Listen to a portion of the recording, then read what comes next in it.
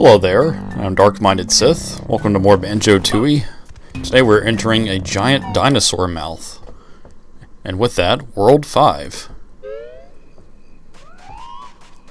Welcome to Terrydactyland. And what better way to reflect Terrydactyland than the entrance to the place not, in fact, being a pterodactyl. Off to a good start with that. So, welcome to World 5. Let's start by killing the dinosaurs, who are supposed to be extinct. So right up there, we have a Jinjo, who is screaming help.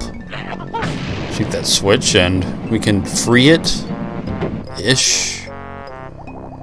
Yeah, it's free from its cage. I don't know why it doesn't just fly away, but... I guess it doesn't have the confidence to leave, maybe, until our bodies go through it. I'm still not sure. So welcome to Terrydactyland. Still not quite used to Kazooie being the dragon yet. Still interesting to hear the little, like, kind of noises she makes now, but all that nonsense aside, we have a new move. Or rather, we have a new pair of shoes to try on. These are the Springy Step Shoes. And they're purple, so they have to be awesome. Just by default. So, for those of you who have always wanted to do a slam dunk when you played basketball, you're in luck, because that is exactly what those shoes do.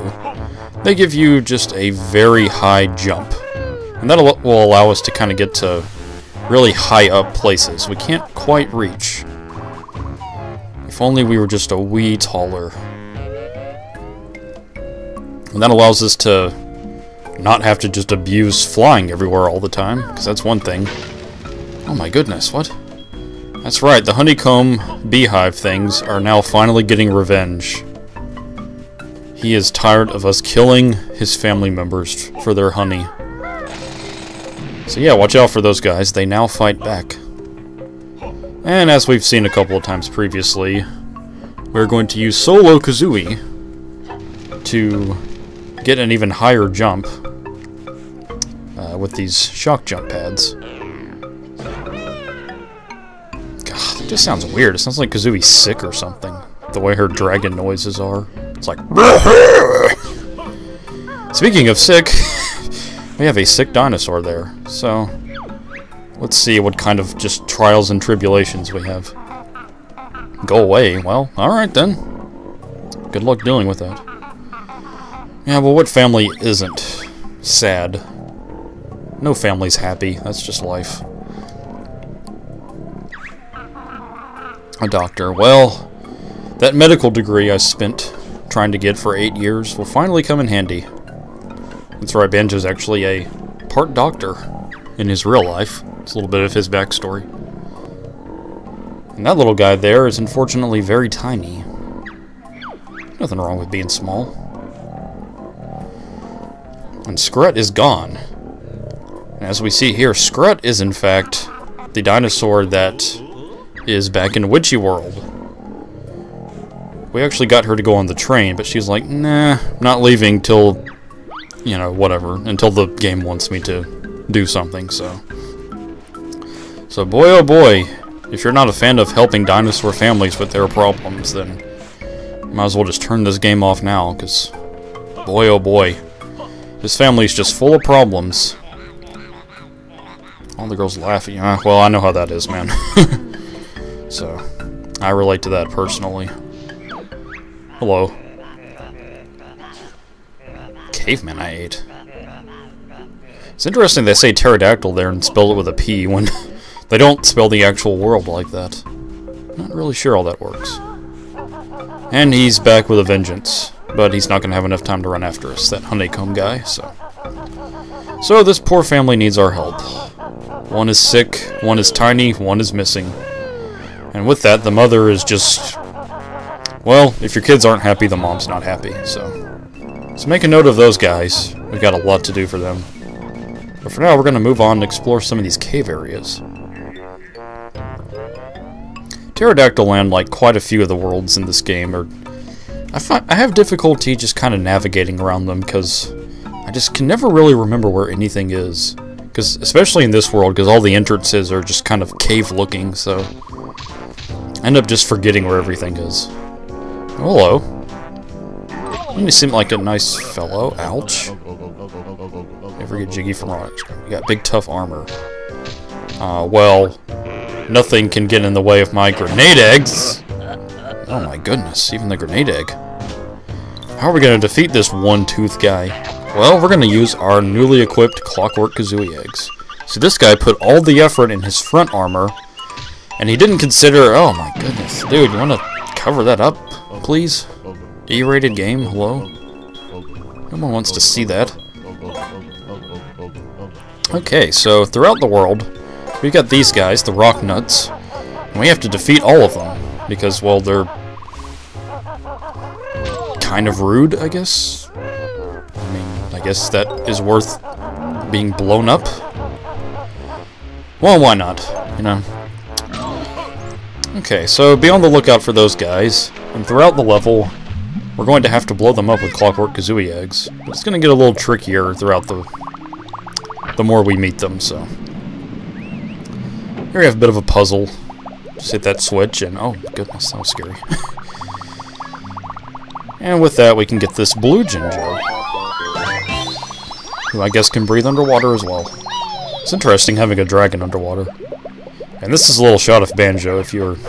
It's kind of interesting to see what he looks like underwater like that.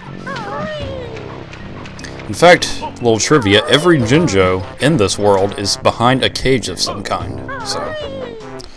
If you ever have any kind of difficulty in this world finding the Jinjos, well, first off, you could look at my videos, but that's something to keep in mind as well, that every Jinjo is, so you're not going to find it under a rock or anything like that, so. Now we are inside a mountain. That's interesting. Normally when I think of inside a mountain, I just think of like, I don't know, a volcano of some kind, but it's hard to think of actually being inside of a mountain, but this is a little odd. This is one of those things in games where it almost feels like I'm doing it wrong or something. We have to use the fly pad to, I guess, fly over and get on this, because it's a little high up. It just seems weird to use the fly pad to get on something that's just that low to the ground, but that's the only way I can really see to get on this little ledge right here. And these are the springy step shoes. Those are how those work. So we can leap up, and it allows us to reach things like... Oh my goodness. Hi, I'm Banjo, nice to meet you. Uh-oh, I'm not wearing my cologne today. What does this mean?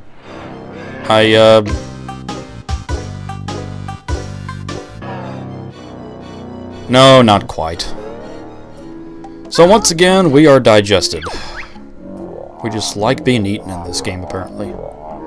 But this guy is a little nice. It's like every creature in this game that we go inside is generous in some way. So this is Chomposaurus. He's got a little bit of a stomach problem. These germ things, ulcers, with... I mean, just look at those faces. It can't be pleasant to have something like that in your body, so... God, it's just interesting seeing Kazooie as the dragon in all these shots. It's just... I just never get used to it. So we got a little bit of a mini-game here. This poor guy is sick, full of ulcers, and we have to shoot as many as we can. Get a total of 75 points. This is a pretty simple game, just because... Just like I've talked about time and time again with these mini-games, it just... Getting the high score that it requires you to get is just so simple, so... And in this case, the guys are quite easy to hit.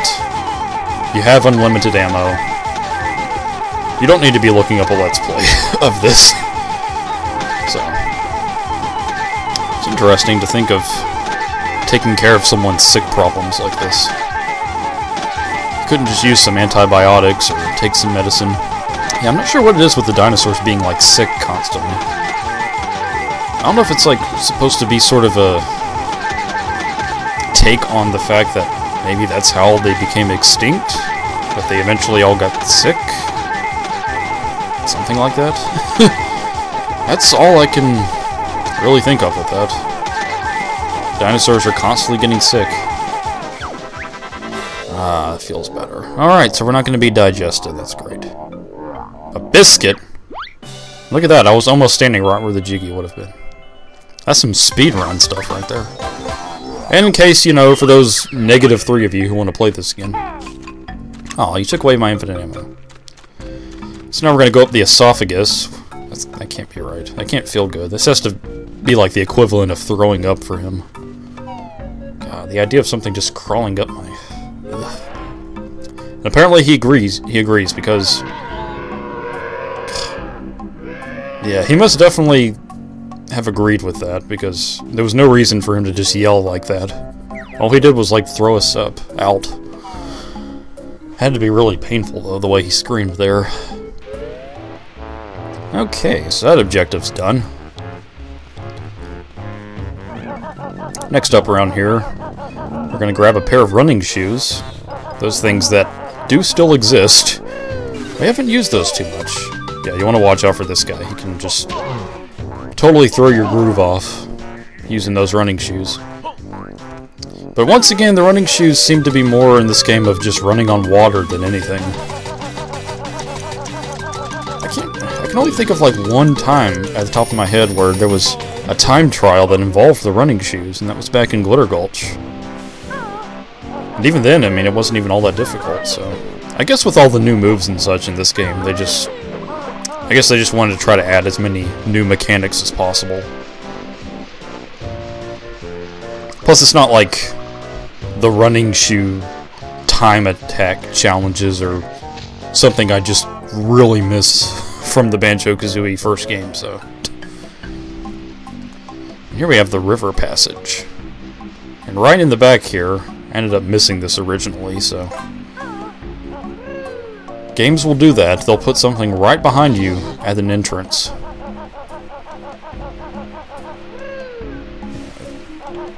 It's like a little metaphor for before you can go ahead, you have to look behind or whatever. If that's what they're going for, which is likely not.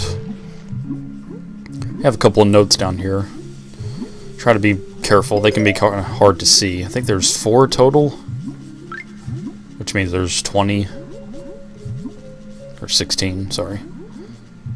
No, I don't know. They're worth 5, so yeah, 20, sorry.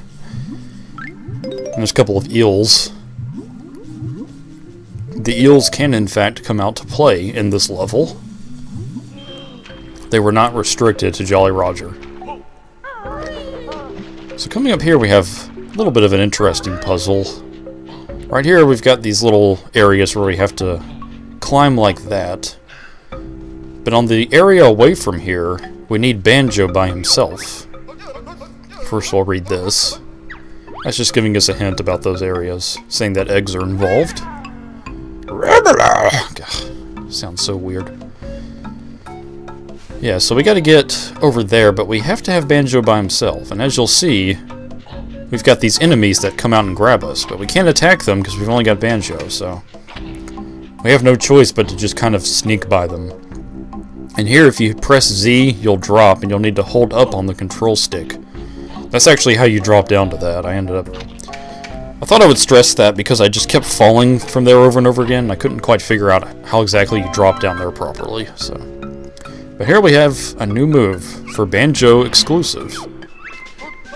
A very interesting move. This is the Taxi Pack. This will take advantage of the fact that Kazooie is no longer taking up our backpacks, and we can now store things inside of it. Dismissed. So what we'll do is kind of hard to see in this dark area, but when you press the buttons, Banjo will get like half naked, take off his backpack, and then throughout the game there's going to be little things that we can put inside of it. And then with that, we're going to be able to transport different things and items from one place to another, now that Kazooie is not with us. Very interesting. That idea is cool, the idea of putting something else in the backpack other than Kazooie, but the way they utilize that mechanic in this game is pretty odd, I'll tell you. The things that you have to transport, it just gets pretty silly, I'll just say that. I know this game is silly on its own, but boy oh boy. Anyway, reunion. Back with that creepy dragon thing. Yeah, it's odd.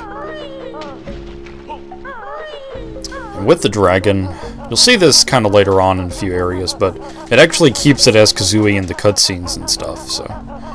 Meaning the dialogue, so... Kazooie's little head in her text will just be her Kazooie head. So now we come to one of my favorite areas of this whole place. Which is kind of a bummer, because there's not really much of anything to do here. We got this high up place, up in the upper part of the mountain. That guy just barely ruined my life right there. Just make sure we take care of him. He's like, this is Terrydactyland. You're on my turf, buddy. Yeah, it's a high up area, and I just love the water here. Just the idea of like hanging out here and swimming in this kind of high up area of the view. The idea of that is just amazing. I would just love, I mean, I would just hang out here all day. And here we have a little hole. Unfortunately, we don't have the pumpkin in this game, so. But we do have Clockwork Kazooie eggs. And through here, dude, cover that up, please. Wear a thong or something, man. No one wants to see that. And every time you kill these guys, they say this thing like, I'll go shape of the pear or whatever. I'll probably get like 12 comments about that. I don't really know what that means. It might be some old saying I'm just not familiar with. I'm not sure, but... So, we're now up here. We could go back through the river passage to go back, but I'm actually going to circle around here. A couple of things up here I can grab. Right, here's our Globo. That poor Globo is going to go inside our sweaty backpack with Kazooie for a little while. I'm not going to use that for quite yet. For now, we're going to go in here. This place is quite a blast from the past, as you'll find out soon. This guy, he just looks like a caveman, just like maybe a couple of the others we saw. But, unlike Gandalf, he will let us pass. And he takes the King Zora approach and takes quite a while to move out of the way. But this is actually the little area all the way back from Mayahan Temple, where we got the little golden idol guy. Yeah, where we had to sneak on these little sticks. Yeah, this area. How about that? And so with that, I'm going to guess that means... Yeah, that goes back to Mayahan Temple. I just love that. I love how all the worlds just connect like that. It's just always in ways you wouldn't expect. You just would not expect Terrydactyland to connect all the way to the first world like that. It's awesome. So with that, I guess that means that caveman earlier who let us pass, I guess he's the one we had to sneak and steal the idol from? That's who I'm gonna guess that is. And I guess if you haven't done that objective yet, he won't let you by. He'll say like, I can't let you pass, maybe. That's what I'm gonna guess. I haven't looked into that yet, or done that in a file before, but... So now we're gonna take Kazooie on her own. It's interesting to see the dragon by itself. That's not quite where we want to go. I happen to know that we have a move to learn, so... Thankfully, I'm doing a Let's Play, so... You at home don't have to worry about going all out of your way to one of the silos, only to find out you need one Banjo or Kazooie. And it is finally time to learn how to hatch eggs. Something Kazooie should have known how to do a long time ago. And to hatch eggs, it's pretty much how you think it would be. We just sit down and ram our big butts on the eggs and warm the eggs and then they hatch. So that's how it works. We just sit down and warm our heinies just like that. Of course, if there's not an egg, she just kind of sits there and makes a noise like, "Aw, shucks," or something. Navigating with Kazooie can be a little difficult sometimes, because I'm just not used to her jumping and everything. So I end up just kind of jumping all over the place like a maniac, but... Alright, so let's try out that hatching. Let's press our Kazooie Dragon Heiny on this, and... Wait a minute, what? What? How does that work? Alright, so... I guess this is an egg we can't quite hatch yet. So that's going to be an objective a little later. So yeah, we can hatch eggs now. It's interesting, the idea of not knowing how to hatch. Seems like it would just be sit on it. Like anybody could do that, really. That's going to about do it for here, and that's going to about do it for... Don't burn the poor guy. Talk to him. Yeah, I thought I'd talk to him to see if he said anything else, but he's just like, yeah, you seem okay. You don't seem like a total jerk who's the reason that I got a bunch of beatings because the idol was stolen. So with that, that does it for here. So next time we will continue Terrydactyland. Before it goes extinct, hopefully. Just gonna go ahead and grab these notes right here. That leads to the higher-ups, but don't want to go there quite yet. There's some underground to explore, so we will explore that next time. See you later, my friends.